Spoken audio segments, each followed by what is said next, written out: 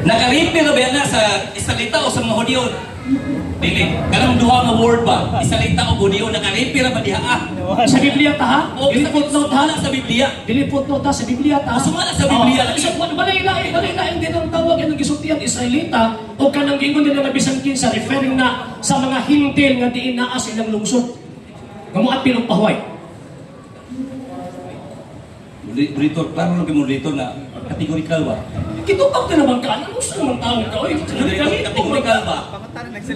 Ang imong categorical is, saman, Apil ba? Apil ba? Nakaripi ra ba O sa dili? Hudyo o sa Israelita?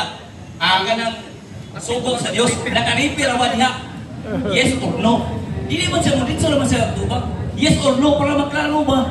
Unsa naman ay? sa murag misleading o confusing ang imong question. Usbo na Ang ko. imong main idea is ang kasuguan o ang Israelita o Hudyo. Okay, mo niya sumunod ko.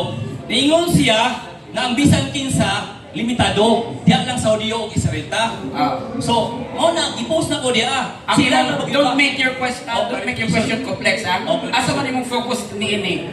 Ang kasuguan o ang kining term nga bisan kinsa? O sa kasubuan na. Kasubuan. Ang kasubuan, giripi ra ba na? Ra.